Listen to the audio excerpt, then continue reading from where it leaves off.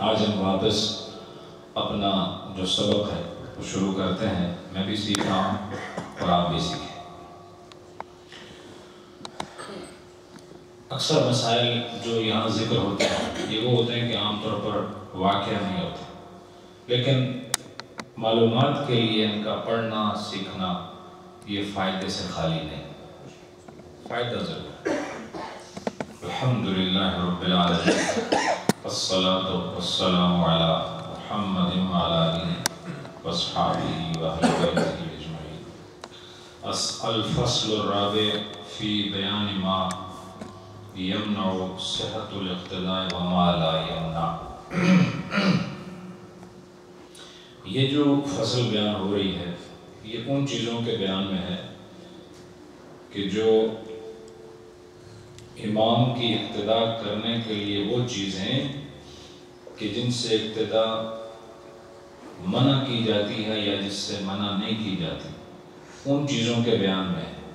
یا آسان یوں کر دیں کہ وہ چیزیں جو امام کی اقتداء سے مانے ہیں، روکنے والی ہیں. منع کا مطلب کیا ہوتا ہے عربی میں؟ روکنا. منع کا مطلب کیا ہوتا ہے؟ روکنا. تو جو چیزیں امام کے پیچھے نماز پڑھنے سے روکتی ہیں، مطلب یہ کہ وہ نماز ہوتی نہیں، وہ کیا ہے اور وہ کیا نہیں ہے، ان کے بیان میں آج کی فصل ہے. ہم اس کو مفصل تو نہیں بیان کر سکتے ورنہ مکمل بیان کر سکتے ہیں، تو اگلی نشست میں انشاءاللہ مکمل کریں گے اس فصل کو. المانع من الاقتداء ثلاثۃ اشیاء. کہتے ہیں کہ امام کی اقتداء سے منع کرنے والی چیزیں وہ تین ہیں. کتنی ہیں؟ تین ہیں. ان تین چیزوں کا ذکر ہوگا اپنے اپنے مقام پر. منہا، ان میں سے جو پہلی چیز ہے وہ کیا ہے؟ منہا طریق و عام. ان چیزوں میں سے، تین چیزوں میں سے ایک شے ہے عام جو راستہ ہے. طریق کہتے ہیں راستے کو، اور عام مطلب عام راستہ. پہلی چیز جو اقتداء کو روکنے والی ہے وہ کیا ہے؟ عام راستہ. اور عام راستہ کون سا ہوتا ہے؟ یہ بھی تو پتا ہونا چاہیے کہ عام راستہ کون سا ہے. یمر فیہ العجلۃ والاوقار. وہ راستہ کہ جس میں گاڑیاں چلتی ہیں اور اس میں لدے ہوئے جانور یہ اس میں چلتے ہیں. تو وہ راستہ عام تو ہوگا لیکن بڑا ہوگا. بات سمجھیں؟ تو گاڑی سے مراد یہاں پر ظاہر اس دور، آج سے کتنے سو سال پہلے یہ کتاب لکھی گئی ہے، تو اس دور میں یہ گاڑیاں تو نہیں تھیں، لیکن اس سے بیل گاڑی یا اونٹ گاڑی جو بھی ہے وہ آپ مراد لے سکتے ہیں. اب آپ کو بتاؤں کہ یہ مسئلہ ہے کہ مجھے پتہ ہے ابھی تک آپ کو بات پتہ نہیں چلی کہ یہ مسائل کس کے بارے میں ہے. بیان یہ ہو رہا ہے کہ جماعت شروع ہونے والی ہے، امام ہے، پیچھے مقتدی ہے. امام کھڑا ہے اور امام اور مقتدیوں کے درمیان ایک عام راستہ ہے. آپ سمجھیں؟ یا جو صف ہے پہلی، اس کے بعد جو تیسری یا دوسری صف ہے، اس کے درمیان اتنا بڑا راستہ ہے. طریق عام ہے، راستہ عام ہے، اور وہ عام راستہ اتنا بڑا ہے کہ اس میں گاڑیاں گزر سکتی ہیں، لدے ہوئے جانور اس میں چل رہے ہیں. اتنا بڑا راستہ ہو درمیان میں، تو ایسا راستہ صحت اقتداء کے لیے مانے ہے. یعنی تو آپ کی اقتداء کے صحیح ہونے کے لیے اتنا بڑا راستہ جو ہے وہ مانے ہے. یعنی آپ کی اقتداء امام کے پیچھے نہیں ہو سکتی اگر اتنا اس میں فاصلہ آ جائے. تو یہ جاننے مسائل ضروری ہیں کہ نہیں؟ جی. اذا کان بین الامام و بین المقتدی طریق. اگر امام اور مقتدی کے درمیان راستہ ہو، امام اور مقتدی کے درمیان راستہ ہو، ان کان ضیقا، اگر وہ راستہ تنگ ہو. اب راستہ دو قسم کا ہوگا، یا کشادہ ہوگا یا تنگ ہوگا. ان کان ضیقا، اگر تو وہ راستہ تنگ ہے، اور تنگ راستہ اور کشادہ راستہ، اس کی تعریف بھی وہ خود بتائیں گے کہ تنگ راستہ کون سا ہوتا ہے اور کشادہ راستہ کون سا ہوتا ہے. کشادہ راستہ وہ ہے جس میں گاڑیاں چل سکتی ہیں، لدے ہوئے جانور چل سکتے ہیں. اور ان کا ضیقا، اگر وہ راستہ تنگ ہو تو وہ کون سا ہوگا؟ لا یمر فیہ العجلۃ والاوقار، کہ وہ ایسا راستہ اتنا تنگ ہو کہ اس میں لدے ہوئے جانور یا گاڑیاں نہیں چل سکتی، تو وہ راستہ تنگ ہوگا. تو جو راستہ کشادہ ہے اس کا مسئلہ تو واضح ہو گیا کہ امام اور مقتدی کے درمیان اگر اتنا کشادہ راستہ ہے کہ جو واقعی طریق عام ہے تو وہ امام کے پیچھے اس کی نماز نہیں ہوگی، اپنی ضرور ہو جائے گی لیکن وہ جماعت میں شریک نہیں ہو سکتا. لیکن اگر راستہ ایسا نہیں بلکہ راستہ ضیق ہے، تنگ راستہ ہے، گاڑیاں نہیں گزر سکتی، تو فرمایا لا یمنع، تو پھر وہ اس سے مانع نہیں ہوگا، اس کی نماز امام کے پیچھے ہو جائے گی اگر راستہ تنگ ہو. سمجھ آئے؟ وَإِنْ كَانَ وَاسِعًا، اور اگر راستہ تنگ نہ ہو، ضیق کہتے ہیں تنگ کو عربی میں، اور واسع کہتے ہیں کھلے کو، کشادہ، وسیع و عریض جو آپ کہتے ہیں اپنی زبان میں، یہ بھی اپنی زبانی عربی کا لفظ ہے، وسیع و عریض دونوں.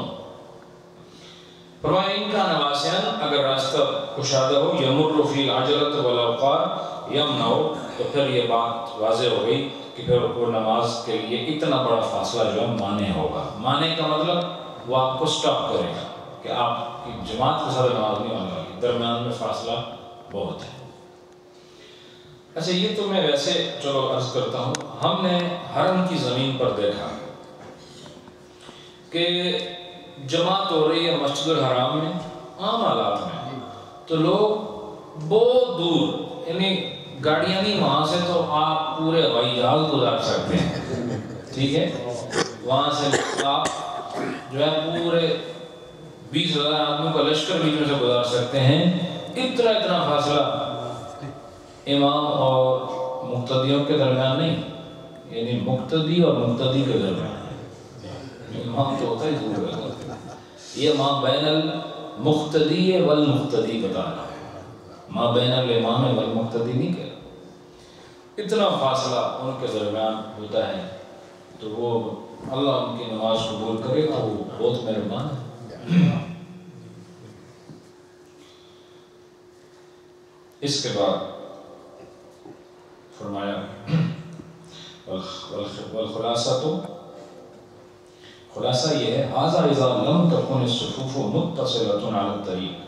کہا یہ جو مسئلہ ہم نے بیان کیا اس کا خلاصہ یہ ہے اس کا کہ اگر وہ جو صفیں ہیں، یہ اس وقت ہے مسئلہ، درمیان میں راستہ ہو، یہ اس وقت مسئلہ ہے کہ جب صفیں متصل نہ ہو، راستے میں صفیں مثلا میں بتاتا ہوں، اس کو پریکٹیکلی کرنا پڑتا ہے. اصل یوں سمجھیں کہ یہ حاجی سلطان صاحب کے پیچھے جو ہے یہ صف لگی ہوئی ہے، وہ جہاں میں بیٹھا ہوں یہ امام ہے، درمیان میں جو جگہ ہے یہ ہے راستہ، ٹھیک ہے. اور یہ راستہ کتنا ہے؟ یہ واسع راستہ ہے، طریق واسع ہے. طریق واسع کون سا ہوگا؟ جس میں گاڑیاں گزریں، آسان مسئلہ ہے. تو یہ جو درمیان میں راستہ ہے نا، یہ میرے سلطان صاحب کے درمیان، اس میں گاڑیاں گزر سکتی ہیں. تو کہہ رہے ہیں جو ہم نے مسئلہ بتایا اس وقت ہے جب درمیان میں صف متصل نہ ہو. صف متصل کا مطلب یہ ہے کہ ہر صف کے بعد اگلی صف موجود نہ. اگر راستے کے اوپر صف بھی بن گئی ہو تو پھر مسئلہ نہیں ہے. یعنی راستہ اس وقت مانے ہوگا جب راستہ وسیع ہوگا اور درمیان میں اس کے اوپر کوئی صف نہیں ہوگی. متصل صف کون سی ہوتی ہے؟ ایک کے بعد دوسری، دوسری کے بعد تیسری، تیسری کے بعد چوتھی. یہ متصل اتصال الصف. یہ کیا ہوتا ہے؟ اتصال الصف، کہ ایک صف کے بعد دوسری ہو، دوسرے کے بعد تیسری ہو. اور ایک اور دو صف کے درمیان اگر اتنا بڑا راستہ ہے کہ اس میں گاڑیاں گزر سکیں اور وہ ہے بھی راستہ، تو راستہ کا ہونا یہ برائی نہیں ہے، بلکہ راستے کا مطلب وہ فاصلہ ہے، طریق عام ہے وہ فاصلہ، اس فاصلے کو اگر صف کے ذریعے ختم کر دیا گیا تو پھر وہ مسئلہ نہیں ہے، پھر وہ نماز کیا ہوگی؟ ہو جائے گی۔ کہتے ہیں ھذا اذا لم تکن الصفوف متصلۃ علی الطریق، کہ یہ اس وقت یہ مسئلہ ہے جب صفیں جو ہیں اس راستے پر متصل نہ ہوں۔ اما اذا اتصلت الصفوف، رہا مسئلہ یہ کہ اگر وہ صفیں آپس میں متصل ہیں راستے پر، لا یمنع الاقتداء، تو پھر وہ جو راستہ ہے وہ اقتداء کو مانع نہیں ہے، یعنی اقتداء آپ کر سکتے ہیں۔ اب آپ کو بتائیں گے کہ وہ کیسے، اس کی کیا صورت ہو سکتی ہے۔ وَلَوْ كَانَ عَلَى الطَّرِيقِ وَاحِدٌ، اگر راستے پر ایک ہی آدمی کھڑا ہو، اس کے بعد صفیں ہوں، مثلا امام ہے، امام کے بعد ایک آدمی کھڑا ہو گیا، اس کے پیچھے صفیں ہیں، یہ مسئلہ سمجھ آ رہا ہے؟ جیسے آپ سب لوگ سمجھو صفوں میں ہیں اور یہ سب خالی ہے اور میں ادھر کھڑا ہو کے نماز پڑھا رہا ہوں، یہ جو درمیان میں جگہ ہے یہاں ایک آدمی کھڑا ہو جاتا ہے، اس کے پیچھے باقی صفیں کھڑی، تو وہ کہتے ہیں لا یثبت بہ الاتصال، تو ایک آدمی سے اتصال ثابت نہیں ہوگا۔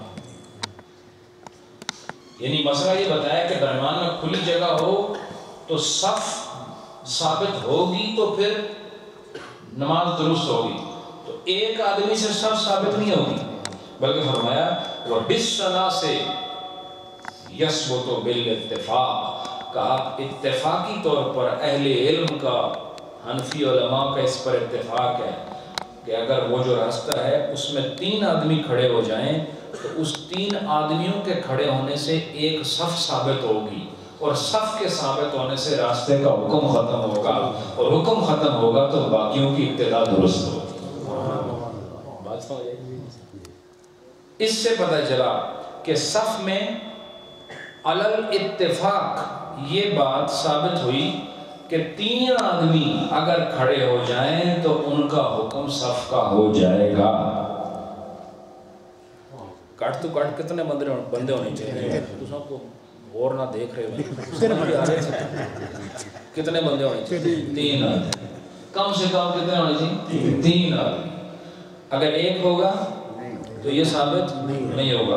اچھا اگر 2، انہوں نے پہلے کے بعد جمپ کیا فوراً 3 پر، ٹھیک ہے، دوسرے کے بعد فی المثنی، اب یہ 2 کی بات کریں، خلاف اس میں اختلاف ہے، علی قول ابی یوسف رحمہ اللہ تعالی، یثبت، کہا کہ امام ابو یوسف جو ہیں، جو امام اعظم ابو حنیفہ کے شاگرد عظیم ہیں، وہ یہ کہتے ہیں کہ 2 آدمی بھی اگر کھڑے ہو جائیں تو صف ثابت ہو جائے گی۔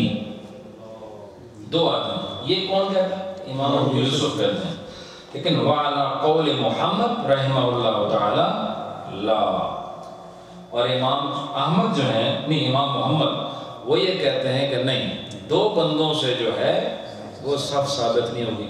تو یہ دونوں حنفی ہیں، اپنے اپنے ان کے دلائل ہیں، اور اپنی اپنی جگہ دونوں عظیم فقیہ ہیں، اور ان کا اختلاف ہے، تو لیکن اتفاقی مسئلہ کیا ہے؟ اتفاقی مسئلے 2، ایک یہ ہے کہ ایک آدمی ہوگا تو صف ثابت نہیں ہوگی، یہ بھی اتفاقی مسئلہ ہے، اور 3 بندے ہوں تو صف ثابت ہوگی، یہ بھی اتفاقی مسئلہ ہے، لیکن 2 میں اختلاف ہے۔ تو ہماری عام کتابوں میں بھی یہی لکھا ہے کہ 3 آدمی ہوں گے تو باقیوں کی ابتدا درست ہوگی، ٹھیک ہے۔ اب اگلی بات، وَلَوْ قَامَ الْإِمَامُ فِي الطَّرِيقِ، ایک امام کھڑا ہی راستے پر ہو گیا،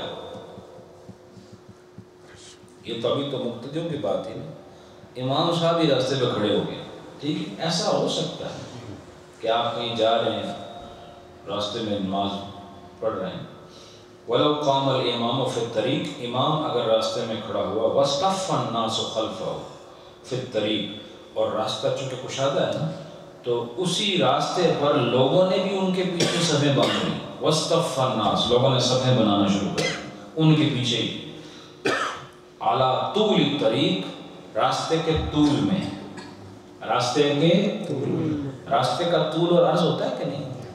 ایک سڑک جا رہی ہے، اس کی ایک لینتھ ہوگی، ایک اس کی وڈتھ ہوگی، ٹھیک ہے؟ تو امام کھڑا ہوا راستے پر اور لوگوں نے اس کی لینتھ میں صفیں بنائی. مثلا یہ سامنے روڈ ہے، ٹھیک ہے، اس پر بالکل اسی طرح صفیں بنی جیسے ہماری مسجد کی بنی ہوئی ہے. یہ ہے علی الطول. یہ کیا ہے؟ علی الطول. ان لم یکن بین الامام و بین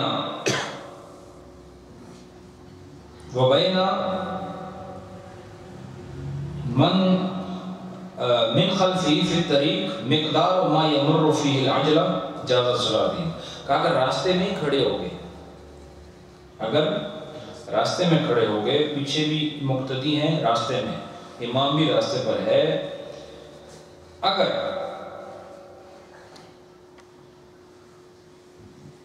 جس انسان نے امام کے پیچھے اقتدا کی، امام کے پیچھے کھڑا ہے، اس کے اور امام کے درمیان، اس کے اور امام کے درمیان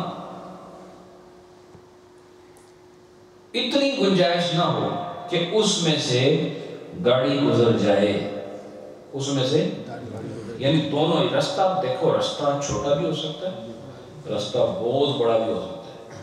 ہو سکتا ہے جیسے روڈ پر دیکھیں بعض اوقات 3 لینز چل رہی ہوتی ہیں نا، ٹھیک ہے، موٹر وے ہے، جیسے موٹر وے خیر نماز آپ کبھی بھی نہیں پڑھیں، لیکن اگر راستہ ایسا بن جائے کہ جس میں جو ہے وہ نمبر، اس کی جو وڈتھ ہے نا بہت زیادہ ہے، تو جب وڈتھ زیادہ ہوگی تو اس میں صفیں زیادہ بنیں گی. تو اگر امام ہے ہی راستے پر، لوگ بھی راستے میں ہیں، تو درمیان میں امام اور مقتدی کے درمیان فاصلہ اتنا نہ ہو کہ اس میں سے گاڑی گزر جائے. اگر گزر گئی تو پھر جازت صلاتہم. فرمایا اب پھر دوبارہ سنیں اس مسئلے کو.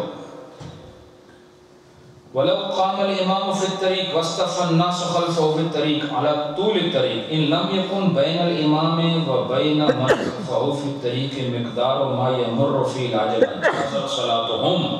کہا کہ اگر امام اور مقتدی دونوں راستے میں کھڑے ہو گئے اور ان کی صفوں کے درمیان اتنی گنجائش نہیں کہ اس میں سے کوئی گاڑی گزر سکے، تو ان سب کی نماز جائز ہو جائے گی. ٹھیک ہے. اور پہلے جو مسئلہ آپ کو بتایا اس میں امام راستے میں نہیں ہے، نہ مقتدی راستے میں، درمیان میں راستہ ہے.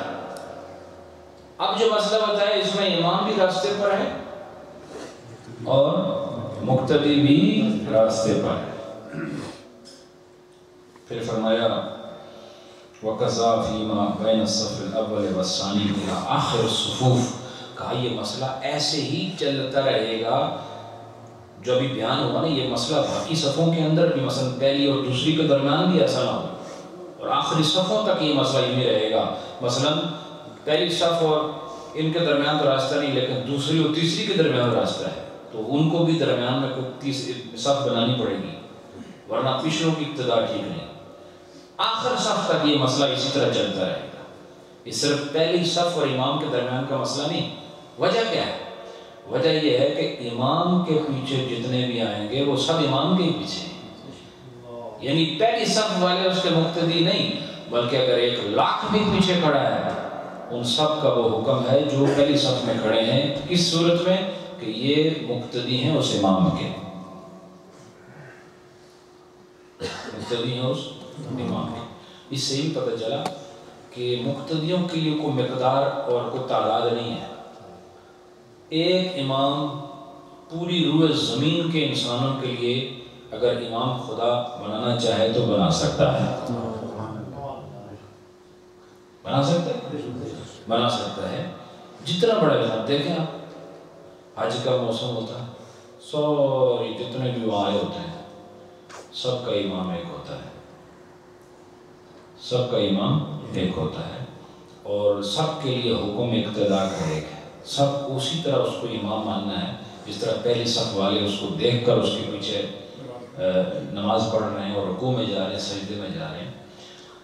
اور ایسا کوئی امام کہ ساری مخلوق اس کے پیچھے ہو، وہ ایک ہی ہیں اور ان کا نام محمد رسول اللہ، جن کے اگلے اور پچھلے سارے ان کے مقتدی ہوں گے۔ حشر کا میدان ہوگا اور اس دن ان کو ہر ایک اپنا امام تسلیم کریں گے، جو پرائے ہیں وہ بھی تسلیم کریں گے۔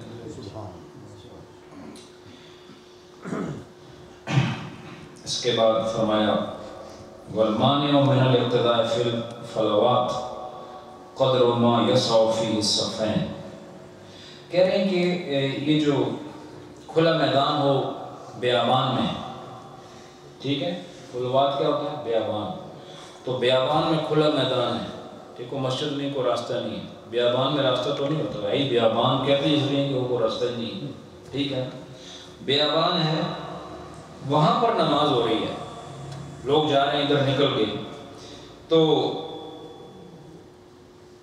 اس میں مسئلہ یہ ہے کہ اگر امام اور مقتدی کے درمیان دو صفوں کے برابر اگر فاصلہ آ گیا تو پھر ان کی اقتداء ٹھیک نہیں۔ ایک بیابان ہے اور امام اور مقتدی کے درمیان کتنا فاصلہ ہو گیا؟ دو صفوں کے برابر، کتنا؟ دو صفوں کے برابر، تو پھر ان کی اقتداء کیا ہے؟ درست نہیں ہے۔ اگر اس سے کم ہے تو پھر کوئی بات نہیں، یعنی ہونا یہ چاہیے کہ امام اور مقتدی کے درمیان جو ہے ایک صف کا فاصلہ ہو، ایک صف کا، مثلا آپ یہاں کھڑے ہیں، ایک صف کا فاصلہ کتنا ہوتا ہے؟ قدموں سے لے کے سجدے کی جگہ تک جتنا یعنی آپ اس کی پیمائش کریں وہ ایک صف کی جگہ ہوتی ہے۔ وفی مصلی العید الفاصل لا یمنع الاقتداء وان کان یقع فی صفین او اکثر، کہا لیکن جو ہے نا عید کا میدان، اس کا مسئلہ یہ نہیں ہے، اس میں بے شک دو صفیں ہو جائیں، تین ہو جائیں فاصلہ، تب بھی نماز ہو جائے گی، ٹھیک ہے، عید کی جو جگہ ہے اس کے لیے یہ مسئلہ نہیں۔ وفی المتخذ للصلاۃ الجنازۃ اختلف المشائخ، اور نماز جنازہ کے مسئلے میں جو علماء ہیں ان کا پھر اس میں اختلاف ہے، اور نوازل میں نماز جنازہ کی جگہ کو مسجد کی طرح متصور کیا گیا ہے۔ تو بہرحال یہ ایک آپ کے علم میں اضافے کے لیے میں نے پیش کیا ہے۔ ایک چیز اور اس کے بعد پھر اگلے درس میں اس کو ختم کریں گے۔ وہ چیز کیا ہے؟ ابھی تک آپ کو میں نے جو بتایا کہ امام کے پیچھے نماز پڑھنے میں اقتداء کے صحیح ہونے کے لیے پہلی شرط یہ ہے کہ راستہ وسیع نہ ہو، طریق عام نہ ہو۔ اس کی میں نے آپ کو جو پھر مزید جو تفصیل پیش کی ہے۔ دوسری چیز امام اور مقتدی وہ کہتے ہیں وَمِنْهَا نَهْرٌ عَظِيمٌ، دوسری چیز جو صحت اقتداء کو مانے ہے وہ ہے بڑی نہر، بڑی نہر، امام اور مقتدی کے درمیان بڑی سی جو نہر چل رہی ہے، اور وہ کیسی نہر ہے؟ بڑی نہر کون سی ہوتی؟ لا يمكن العبور عنه الا بالعلاج، کہتے ہیں کہ وہ نہر اتنی بڑی ہو کہ اس کا کراس کرنا، اس کو عبور کرنا بغیر کسی تدبیر کے ممکن نہ ہو۔ اور تدبیر کیا ہوتی ہے؟ ایک نہر کو کراس کرنے کی تدبیر دو ہی ہو سکتی ہے، ٹھیک ہے، یا تو کشتی، ٹھیک ہے، یا پھر پل، اور کہیں تیرنا ہو تو پھر نہیں نا، تو پھر عبور نہ ہو۔ عبور وہ ہوگا کہ آپ کو پانی میں نہ جانا پڑے، یعنی عبور یہ ہے کہ تم جمپ مارو نا تو پیچھوں دوڑ کے آؤ تو دوئے بازے میں ٹور جاؤ، یہ تو تم کرنا ہو سکتا، ٹھیک ہے۔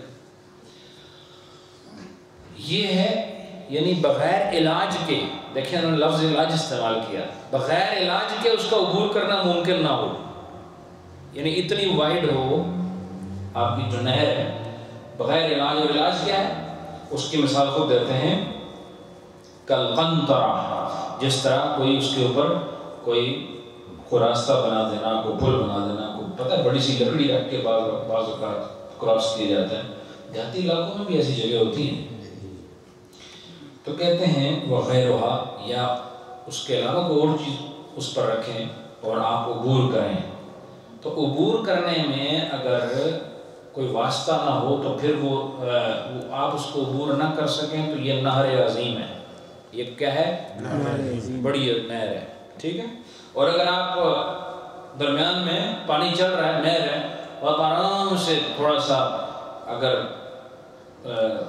پاؤں کشادہ کر کے تیزی سے چھلانگ مار کر دوسرے سے پہنچ جاتے ہیں تو یہ نہر عظیم نہیں ہے، کیونکہ بغیر پل اور کشتی کے آپ اس کو عبور کر سکتے ہیں. تو اگر نہر عظیم ہو درمیان میں، صفوں کے درمیان ہو یا امام اور مقتدی کے درمیان ہو، تو وہ اقتدا ٹھیک نہیں ہوگی. اگر صفوں کے درمیان ہوگی تو وہ جو نہر کے پیچھے ان کی نماز نہیں ہوگی، نہر کے آگے جو ہے ان کی ہوگی.